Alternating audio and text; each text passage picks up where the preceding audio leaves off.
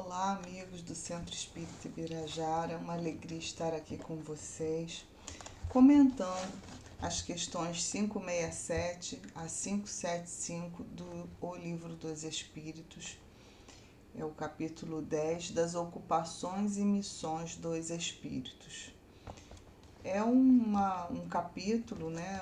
Um grupo de capítulos, na verdade, porque o capítulo anterior fala da intervenção dos espíritos no mundo corporal, que merece ser lido com atenção e de preferência na sequência, porque os espíritos, né, através da condução segura, através das suas perguntas, né, por Kardec, nos esclarecem vários aspectos, né? E muitos aspectos têm a ver com crenças que nós temos, com fantasias ainda coisas sobrenaturais, ainda guardamos muitos resquícios a respeito desses assuntos que são tratados nesses dois capítulos, que merecem ser lido com atenção, com cuidado, porque com toda certeza vai nos esclarecer muita coisa, vamos tirar muitas dúvidas.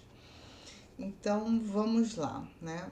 Na questão 567, Kardec pergunta: costumam os espíritos imiscuir-se, misturarem-se, né, em nossos prazeres e ocupações? Aqui ele está fazendo menção àquelas figuras, né, que estão conosco espiritualmente, aqueles espíritos que nos acompanham por afinidade, rodeando-nos, né, como Paulo falava da nuvem de testemunhas. E ele fala, né, na pergunta, né, esse verbo imiscuir, quer dizer se misturar, do tipo, eles compartilham conosco, né, os nossos prazeres e ocupações.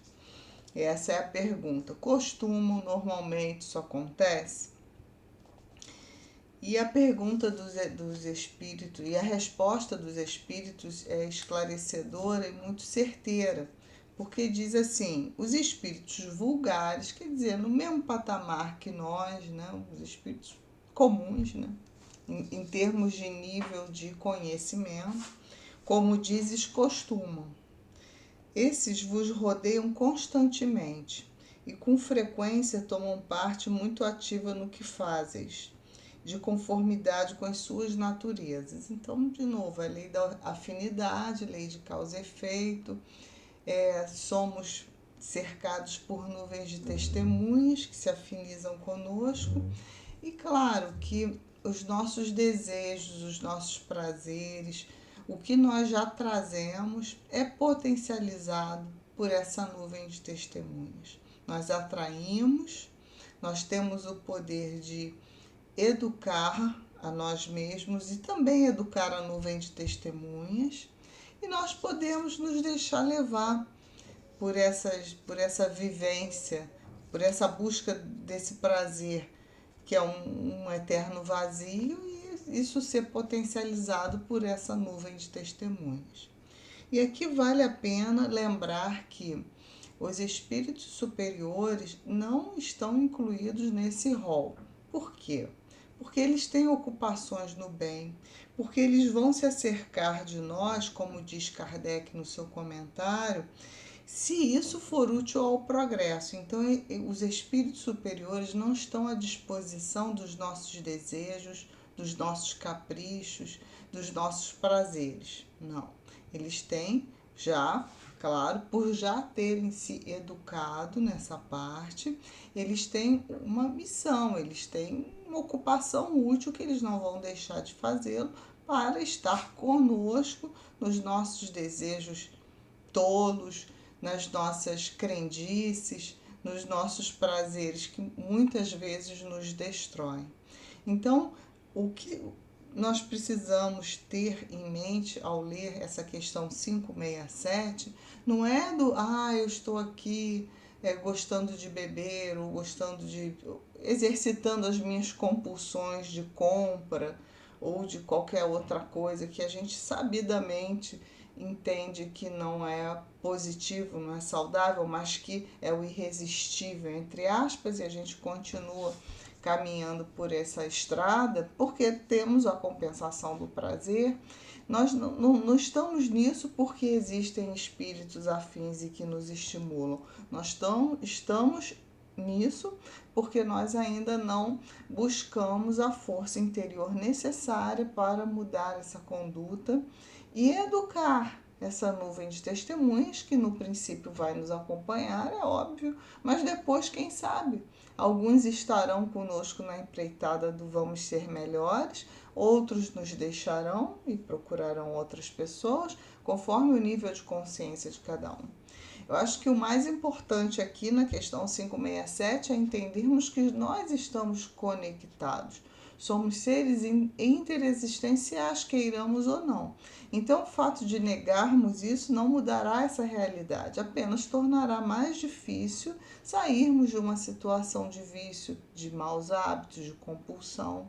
Precisamos, né, desse diálogo amoroso conosco mesmos e com esses queridos que são, na verdade, espíritos como nós somos, na mesma estatura, do mesmo jeito, que se afinizam com os nossos hábitos, com os nossos gostos, né? Queridos que estão na jornada da evolução como nós. Então, o diálogo nesses momentos, né, de forte desejo, de forte compulsão, poderá nos levar à superação. Né? Assisti outro dia um pequeno vídeo na internet em que eu não consegui descobrir o nome, mas eu achei que a figura, que a explicação desse senhor, que provavelmente deve ser um psicólogo, um terapeuta, alguma coisa assim, e ele falava do que todos nós temos no fundo da nossa caverna interior um lobo branco. E esse lobo branco está lá adormecido. E por qualquer motivo, uma palavra, um pensamento, aquilo acorda esse lobo branco. E esse lobo branco, quando ele é acordado, ele fica muito violento. Ele começa a morder a nós mesmos e nós, reagindo a esse desconforto emocional, a esse conflito, começamos a morder também aquele que nós julgamos ter sido o causador do despertamento desse lobo branco que nos incomoda.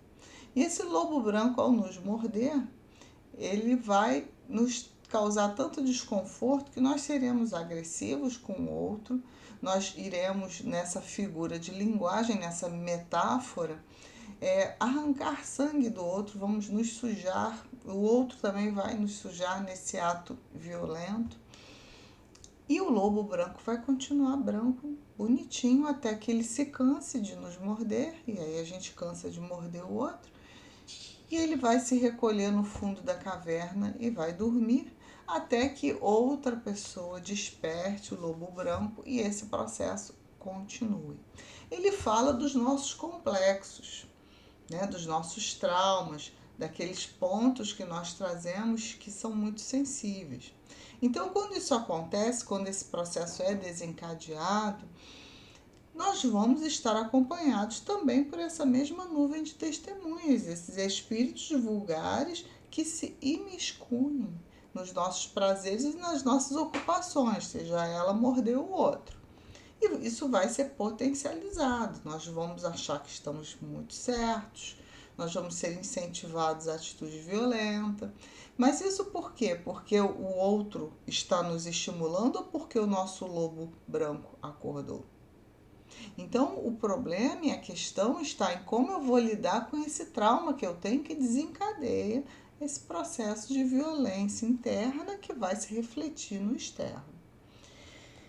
E esse videozinho, né, no final, ele coloca que a forma de lidar com esse lobo branco é no momento em que nós percebermos essa força vindo, esse desejo, esse incômodo, esse conflito e esse desejo de avançar para o outro, nós devemos parar e olhar para trás e entrarmos na nossa caverna, entendermos as nossas dores, por que aquilo me acordou, por que aquilo me incomodou, por que aquela fala não foi boa, por que eu estou com essa compulsão agora de comprar, de beber, de comer, em qual é a carência que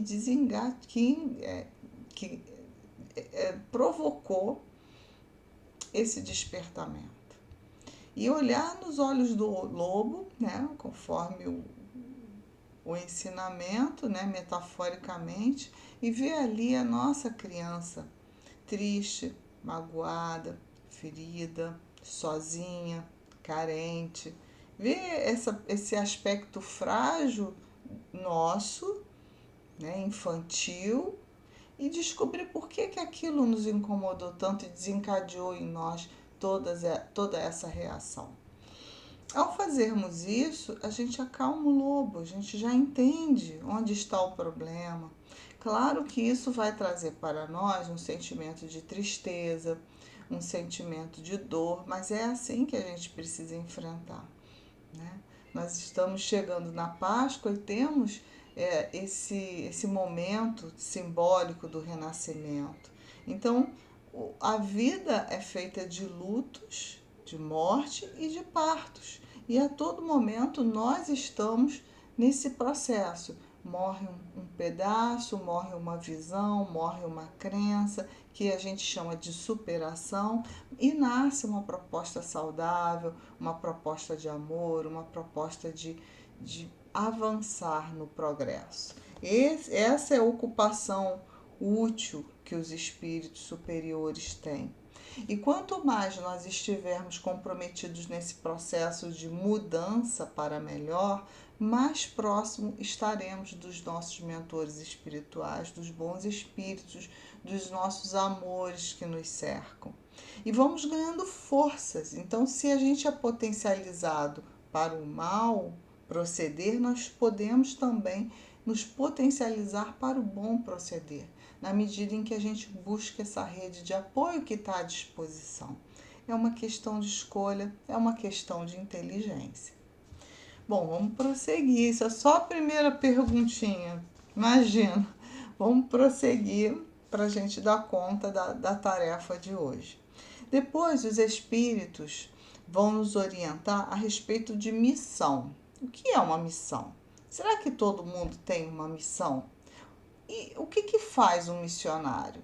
Quando a gente fala missionário, a gente pensa naqueles seres, né, que vêm à Terra com grandes missões, de grandes descobertas em todas as áreas do conhecimento, da arte, da beleza, né? Os quadros maravilhosos, a gente pensa no Michelangelo, pensa em outros artistas da música que são maravilhosos e que deixam mensagens que duram, perenes, né? Beethoven, Bach, espíritos que vêm contribuir com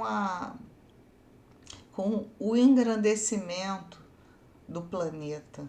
São os grandes missionários, os mártires do cristianismo, que trouxeram mensagens incríveis. Paulo, uma missão belíssima de transformação de si mesmo e doação de si ao Cristo. Francisco de Assis, um personagem sensacional, e todos aqueles que têm oportunidade de conhecer a cidade de Assis, na Itália, poderão sentir aquela vibração que é tão evidente, tão clara naquele local, porque deixou impregnado, né, a sua marca ali, a marca do amor ao Cristo, a marca da doação. São os grandes missionários da humanidade. Podemos citar Chico Xavier, Divaldo Franco e outros tantos que na seara espírita, né, nos trouxeram um pouco da sua alma, da sua vivência. Emmanuel se desnudando na sua obra, mostrando para nós que somos feitos do mesmo jeito, com os mesmos erros, com as mesmas dificuldades, mas somos capazes de sublimar tudo isso em amor ao Cristo, através da redução desse nosso ego e da ênfase, né, no self, que é o nosso elemento divino. E a partir daí a gente fica pensando em qual é a minha missão? Será que eu tenho uma missão? E aí os esclarecimentos estão nas perguntas que se seguem, que eu não vou lê-las, mas eu vou apenas comentar rapidamente. Primeiro, Kardec pergunta: os espíritos que têm missões a cumprir, as cumprem na erraticidade ou encarnados? Então, estaremos encarnados ou estaremos no que chamamos de erraticidade, que é o período entre uma encarnação e outra. Então, espíritos errantes não são espíritos que erram, porque isso somos todos nós, não precisa nem designar um grupo. Mas espíritos errantes são aqueles que estão na erraticidade. E os espíritos respondem que pode tê-las. Missões acontecem num e no outro estado, porque todos nós trabalhamos, né? Todos na criação trabalhamos. E aqueles que lá na frente, os espíritos vão abordar isso. Voluntariamente não querem trabalhar, eles podem? Existe imposição de missão? Não. Não existe imposição porque temos uma lei que se chama a lei do livre-arbítrio. Mas é claro que isso trará consequências. Essa voluntária preguiça, consciente ou não, aquela coisa que a gente às vezes faz, né? Isso, né? Acho que todo mundo faz isso, né? Um pouquinho. Ah, hoje eu tô cansado, ah, eu já tô ficando velha, ah, eu já não posso mais contribuir. Não, isso não dá mais para mim.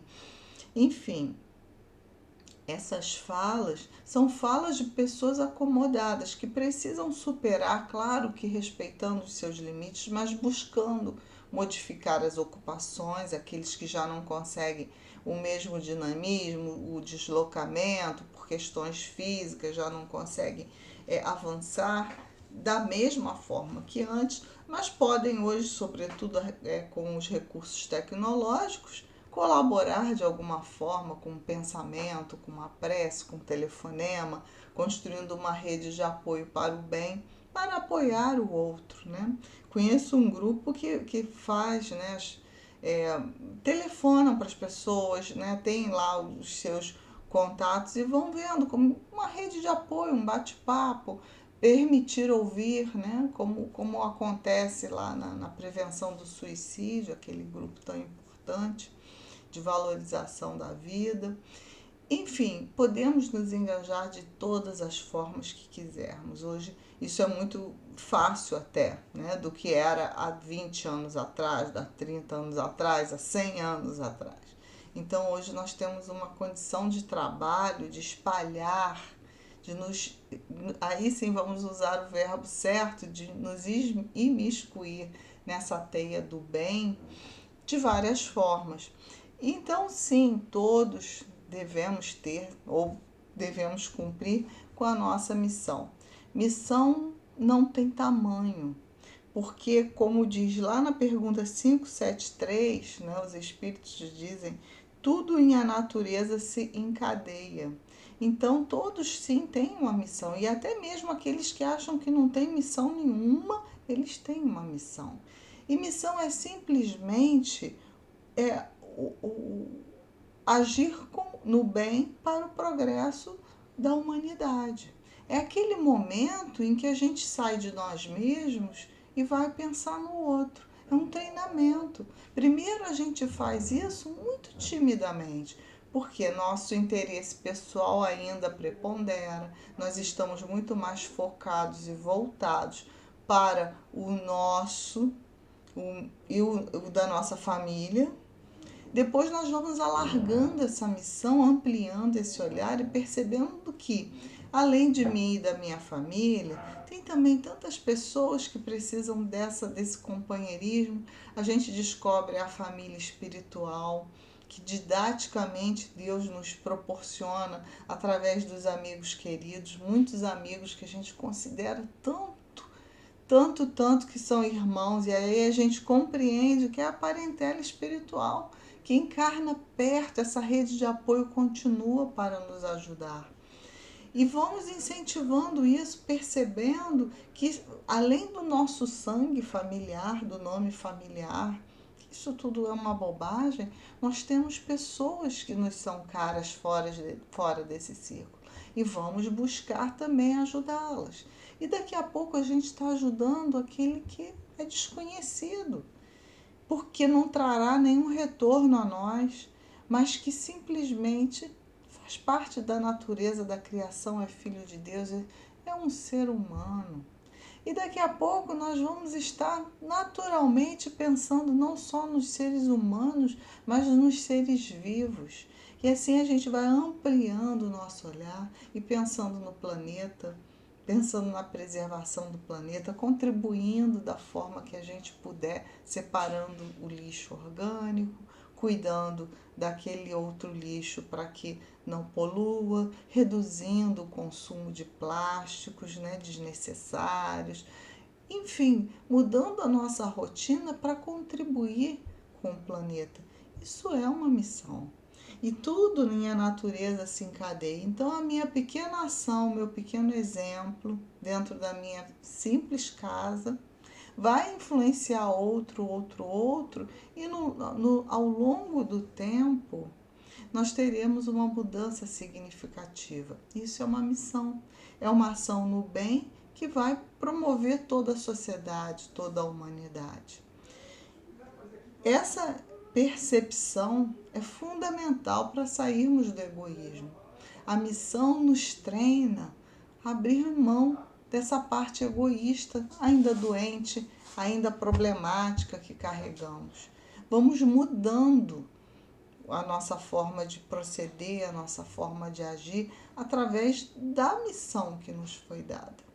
Então, precisamos entender qual é o nosso papel, qual é a nossa missão neste momento da encarnação.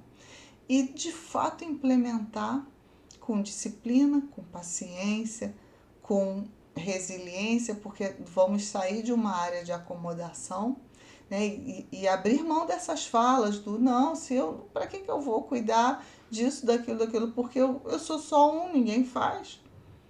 Essa é a fala do missionário que largou a missão para trás. Vamos prestar atenção no que a gente fala, porque nós já encontramos justificativas para continuarmos acomodados em tudo. É uma prática nossa, né, de muitas encarnações. Essa encarnação agora é a encarnação da observação e da mudança. Estamos no nosso melhor momento.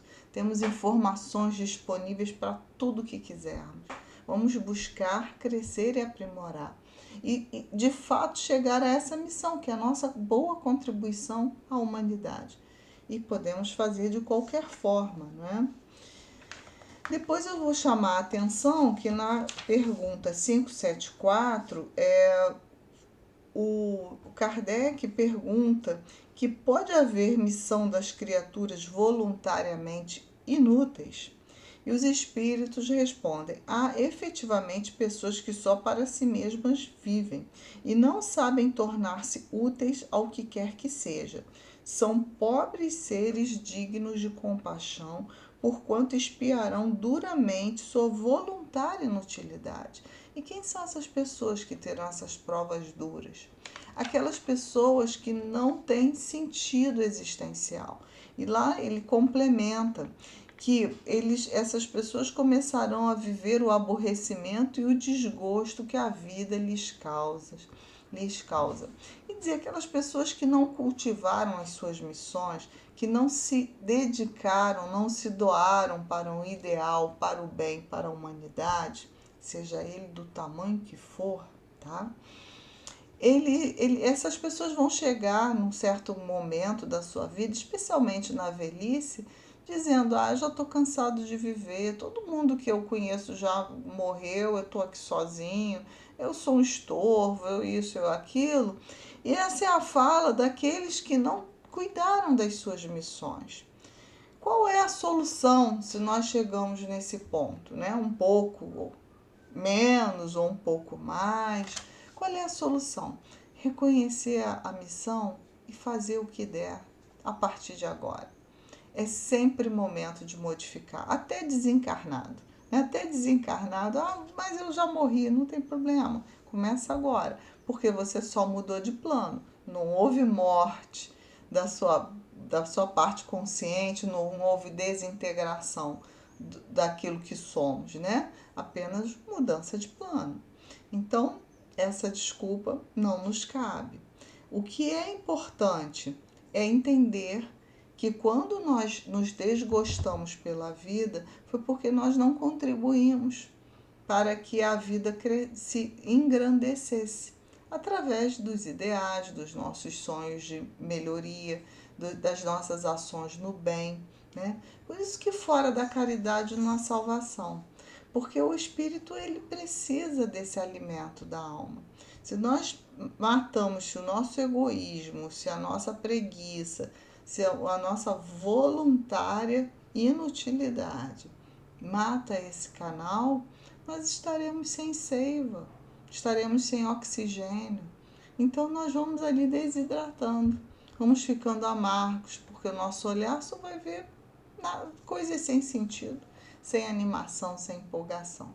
E às vezes até a gente olha aquele que é um missionário, que está lá na sua missãozinha, não importa o tamanho dela, eu sempre volto a dizer isso, e ele vai até achar aquela pessoa estranha, fanática, assim, que coisa doida, tá preocupado com isso. Por quê? Porque ele não consegue perceber a beleza e o contentamento que aquela ação no bem traz para aquele que a emprega, a empreende. Outro ponto que eu vou chamar a atenção aqui, a gente já está finalizando. Não durmam. Estamos falando da nossa missão.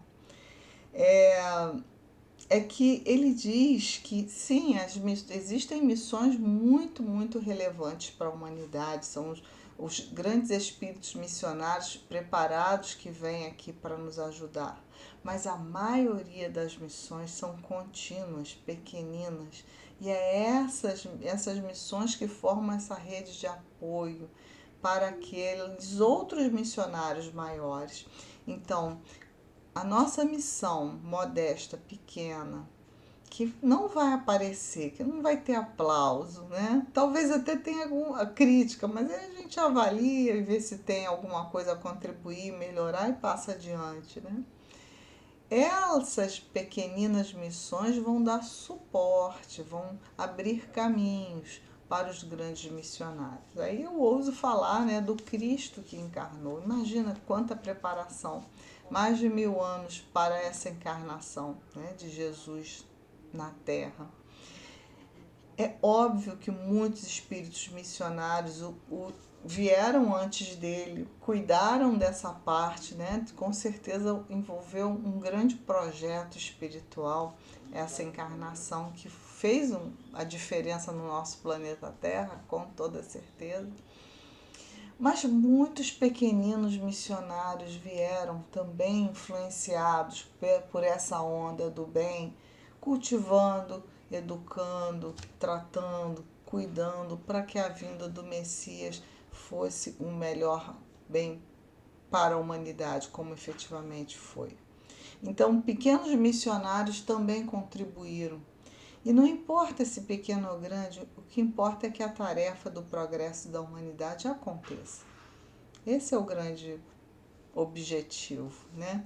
Nós, à medida que vamos percebendo isso, nós vamos deixando de lado essa parte egóica nossa, de querer aparecer, de querer ter o nome na placa, né? E vamos abrindo mão disso, porque isso efetivamente não importa. O que importa é o resultado final, que é um planeta melhor para todos nós vivermos, mais justo, mais fraterno, mais solidário.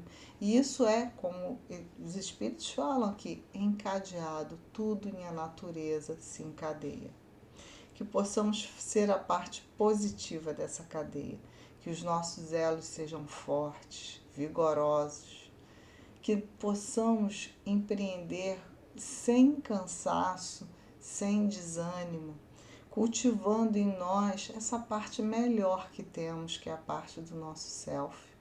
Que neste domingo de Páscoa, em que o mundo ocidental católico faz menção à parte do desencarne de Jesus, né? Esse momento que é simbólico, sabemos que não tem nada a ver cronologicamente, em termos de datas, mas que tem muito a ver em termos de simbolismo, né? O renascimento. Qual é a parte nossa que precisa voltar a atuar, renascer? Onde precisamos nos aprimorar? Para que a nossa nuvem de testemunhas seja bem educada e também composta por outros espíritos que estarão, como nós, a partir desse nosso renascimento, o aprimoramento do que já fazemos, comprometidos também com as nossas missões, que é olhar para frente, buscar o progresso e o bem da humanidade. Sejamos nós um vagalume, meio vagalume, um terço de vagalume, não importa, mas que tenha uma luzinha acesa, né, representando também a nossa contribuição e o nosso trabalho nessa orquestração divina que se chama natureza. Muito obrigado, meus queridos. Uma boa noite para vocês, tá? Que Jesus nos acompanhe, nos ilumine nesses nossos caminhos. Um beijo carinhoso.